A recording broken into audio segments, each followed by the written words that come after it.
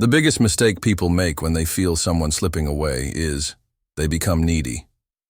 You know what we do when our heart breaks? We start sending message after message. Please talk to me. I'm sorry. Where are you? Or we keep calling and asking, what happened? Why aren't you telling me? That's neediness, and it's a major red flag. But listen, vulnerability is different. Vulnerability is when you speak your heart honestly, like, I miss you, or I still care about you. That's being real, authentic, and that's attractive. But when you cross the line, constantly texting, chasing, or trying to convince them to come back, that creates pressure. And pressure pushes people away. Just imagine, if you were in their place, would you be drawn to someone who's crying and texting nonstop? Or someone who's strong, calm, and knows their worth? Exactly. The second one. That's the approach you need. I'm not saying stop communication. Sharing your feelings is important, but do it with strength, not desperation. Another thing many guys miss: control is an illusion, but boundaries are everything. You might have heard of relationship dynamics. It's the balance of power between two people. If you're always available, always doing something for them, always waiting, then you're losing control. I'm not saying there should be a power struggle, but there must be mutual respect and understanding.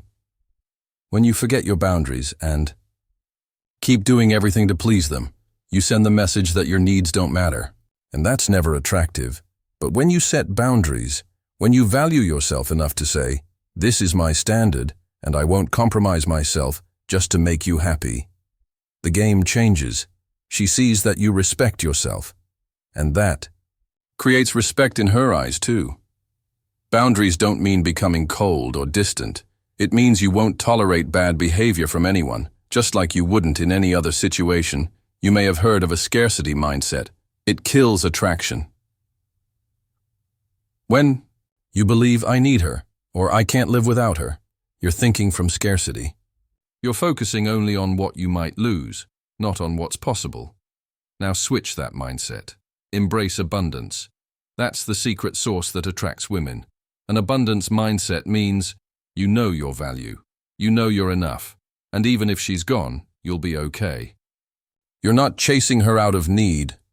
You want her in your life, but you also believe, if it's meant to be, it will happen. If you always focus on the worst-case scenario, that's exactly what you'll get. But when you focus on new opportunities with or without her, you start radiating a completely different energy. Trust me, this isn't arrogance or selfishness. This is self-respect. And women love it when a man values himself the most. Here's something that might be happening to you right now. You can't stop thinking about her. It's like she's stuck in your head on a loop. You keep replaying every text, every conversation. You're stuck wondering, where did it go wrong? But the truth is, you're addicted to the idea of her, not the reality. When you fall into obsessive thinking, you keep focusing on what's missing, not on what you could build for yourself in the future. Stop thinking about what happened. Start thinking about what's next. You have to break the cycle of overthinking. Too much thinking doesn't bring clarity. It brings more self-doubt and confusion. Instead, channel that mental energy into yourself. Build new habits, discover new passions, set new goals. Goals that have nothing to do with her. That's how you'll free yourself from obsession. By now, you've probably realized winning her back doesn't start with her. It starts with you. You need to become the best version of yourself again, mentally, physically, and emotionally. Build yourself up. This isn't about becoming someone else or completely changing. It's about bringing back that strongest, most confident version of yourself. The version she was once attracted to. Hit the gym. Focus on your career. Spend time with friends. And discover hobbies or goals that excite you. These shouldn't just be distractions. They should become part of who you are. When you do this, something powerful happens. The dynamics shift.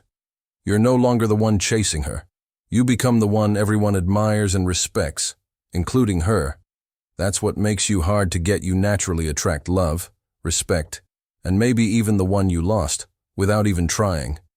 Follow for more.